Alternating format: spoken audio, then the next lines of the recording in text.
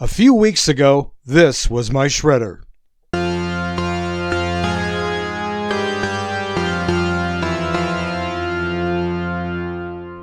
Since then, this unit is back up and is fully operational.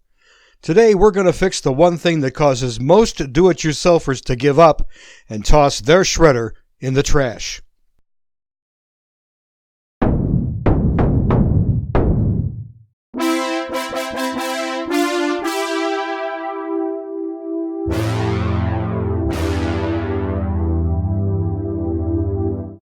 Just in case you haven't already guessed it, the problem we have on our hands today is a broken gear. By far, a broken gear was the death sentence for almost any home device. Let's face it, manufacturers tend to custom design compound gears which could never be sourced in a gear catalog. Without a lot of expensive machinery and considerable skill, it was quite impossible to create a replacement. That is, until now. Today I'm going to show you with just 3 simple measurements and almost no technical knowledge that we can recreate almost any gear we need, including the gear you're looking at now. By the way, pay special attention to the shape of the gear teeth we're currently looking at. This is the most common tooth shape you'll run into and is the default for the program we'll be using today. This shape is defined as a 20-degree pressure angle.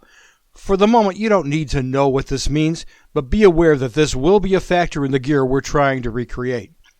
Unfortunately, there is one more wrinkle to creating the gear we need. As you'll soon see, the lower gear is a helical gear. Helical gears also need a skew angle, which is usually defined by the Greek letter beta.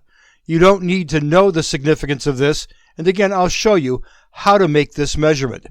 So if you're ready, let's get started. What you're now looking at is the gear compartment of the shredder. Please watch the cursor as I point out things I want to bring to your attention. As you can see, there are 2 gears driving the axles of the shredder.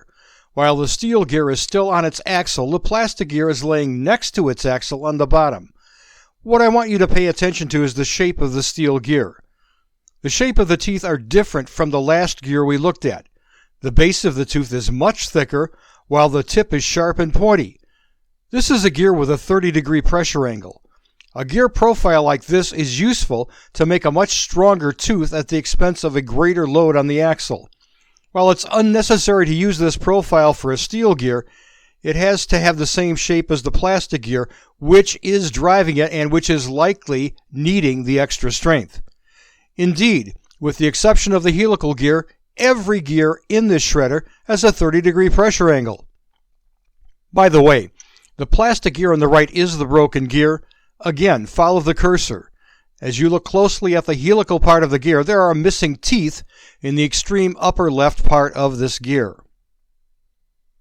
In this view, we now get a better look at the missing teeth of the broken gear on the left, along with the replacement on the right.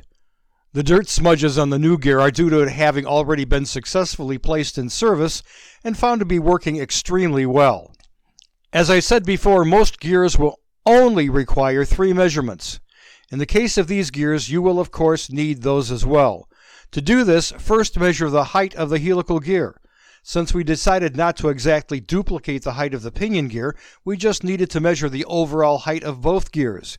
To get the height of the pinion gear, subtract the overall height of both gears from the height of the helical gear. Simple, right? Next, you'll need to count the number of teeth of both gears. Thirdly, you'll need to measure the outside radius of both gears. This is done by measuring the distance from the axle hole to the tip of the gear. Ideally, a pair of calipers should be used. However, it is possible to take several measurements on several teeth with a ruler. You can then average them up to get a good approximation of this value. Next, you need to measure the diameter of the axle hole and record this value divided by 2 to obtain the shaft radius. The radius of the gear is then the sum of the radius of the axle hole plus the distance from the axle hole to the tooth tip. For most gears, this is all you need. Unfortunately for this gear, you'll still need to measure the helix beta angle of the lower gear.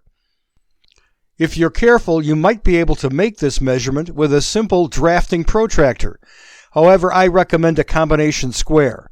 An inexpensive unit such as this can usually be purchased at a big box hardware store or big box tool store. You hold the protractor as shown and adjust the ruler to match the angle of the teeth. In my case, the angle was 115 degrees. However, we're measuring this angle across the top of the gear. The true angle is specified relative to the rotation of the shaft. Hence, we need to subtract 90 degrees from our answer. The angle we need was found to be 25 degrees. As an aside, please excuse the display. I needed two hands to take the photo. Therefore, I needed to clamp and secure the setup you see here. Also, after I took the photo, I noticed that I bumped the protractor, which now is pointing slightly high of 115 degrees. Still, it does accurately depict the measurement method. This completes all the measurements we'll need to take for this project. Now, finally, it's off to the program that will accurately create our gears.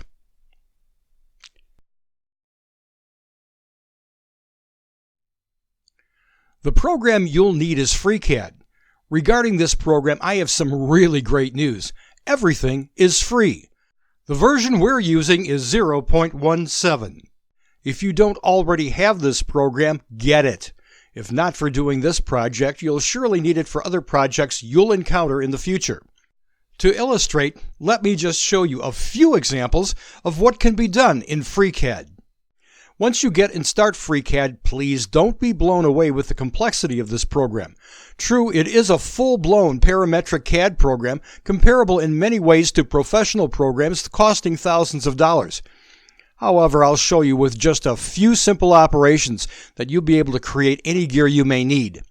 You'll need to download two files. First is the program itself. Second, you'll also need the Gear Workbench plugin.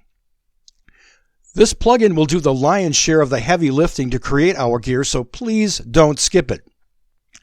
While it is possible to create the gear from scratch with just FreeCAD, you'll need a deep engineering background and be in for a lot of unnecessary work. Please stick around till the end of this series.